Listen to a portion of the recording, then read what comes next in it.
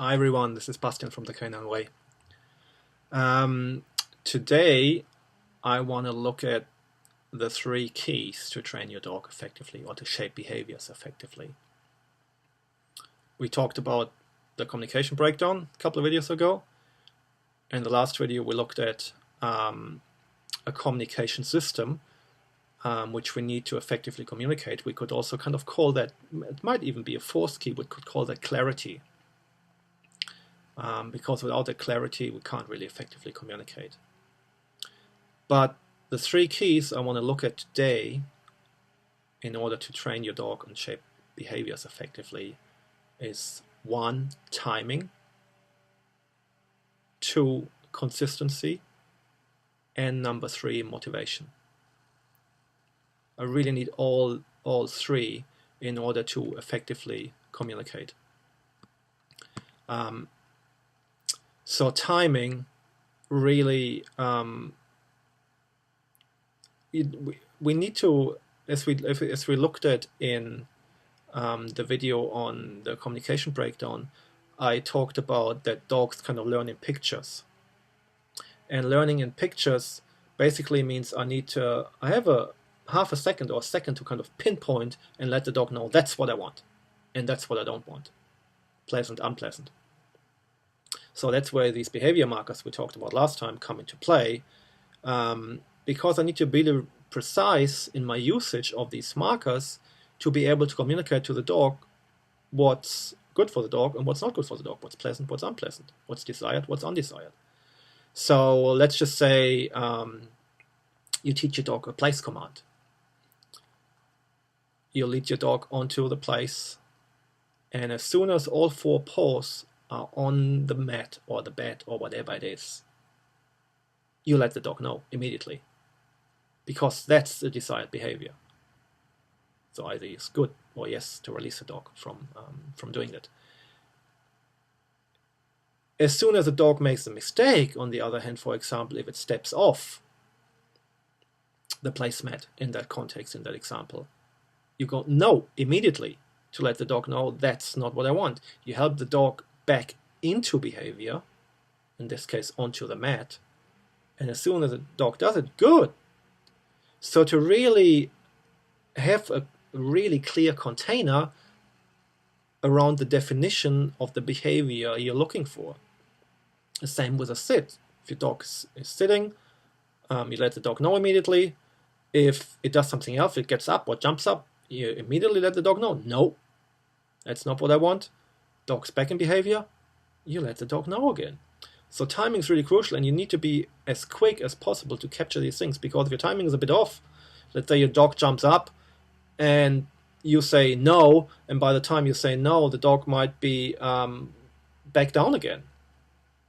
So that's where the miscommunication easily comes in. So timing is really, really crucial. The second key, consistency. If you're not consistent with feedback, desired, undesired, if you don't let the dog know that's right, that's wrong, I want that, I don't want that, your dog won't learn. It's really not fair to the dog, because if you're not consistent, you kind of kill everything. You have kind of a lukewarm something, but you're not precise, you're not clear. And if you change your mind or you think it's not important, then the dog really can't learn. It's like, let's just take an everyday example of the dog jumping up. You know, if you just feel in a cheerful mood and you're kind of quite excited, and or you're in the couch and the dog jumps up at you and you're like, yeah, whatever, come here, and you give the dog a pet. So you reward the dog for doing that behavior. At other times, when you come home and you have maybe good clothes on, the dog's jumping up at you, you go, no, go down, that's not okay, and you might even correct the dog. So that's really super inconsistent and just kills whatever you're trying to establish. And it's also really not fair to the dog. So consistency is key. If you can't be consistent, you might as well not start. And the third key is really motivation.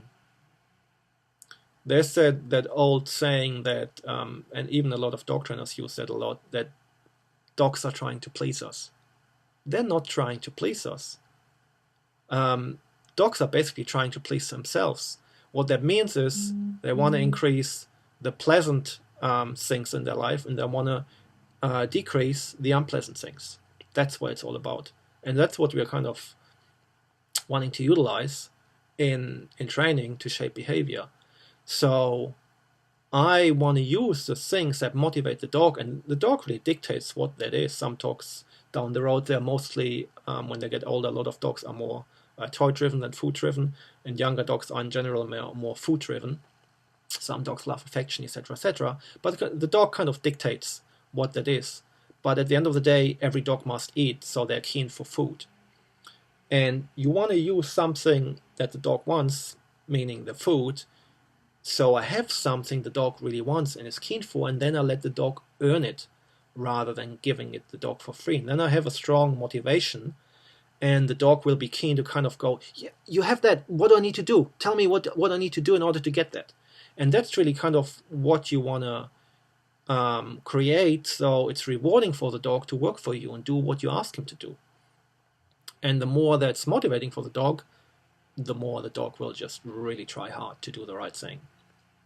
So that's one part of the equation, pleasant consequences. The other one is unpleasant. So with the unpleasant, that down the road, it might mean a correction, it might be removal of food, it might be stopping the training altogether. So that's really the two we use, the pleasant and the unpleasant, in order to shape behavior. And that's kind of the motivational part.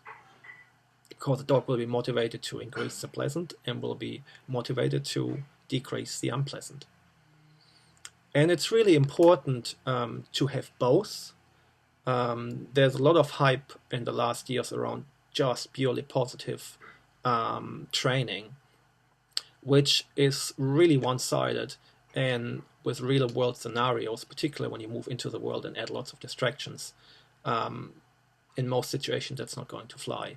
And it's almost like if you look at a car battery, there's a plus and a minus, and it's there for a reason, because without the polarity, you don't have a whole picture. But that's just on the side. So just to summarize, 3 keys training your dog. Timing. You need to be really onto it with the timing. You need to be super consistent with what you're doing and when and how you administer the consequences, pleasant and unpleasant. And you need to look at the motivation. You want something that the dog is highly motivated for, and you want to kind of make that as rewarding as possible. And also there need to be consequences for the negative or the undesired behaviors. So using these 3 in conjunction, if you use these 3 correctly and you have a proper communication system, you will have success. If you don't have a proper communication system, or you're messing up one of these keys, your success will be not good, to put it simple. I hope that helps and gives you some background around how to or what to keep in mind when training your dog and teaching behaviors or creating boundaries. Thanks for listening, and I'll talk to you soon.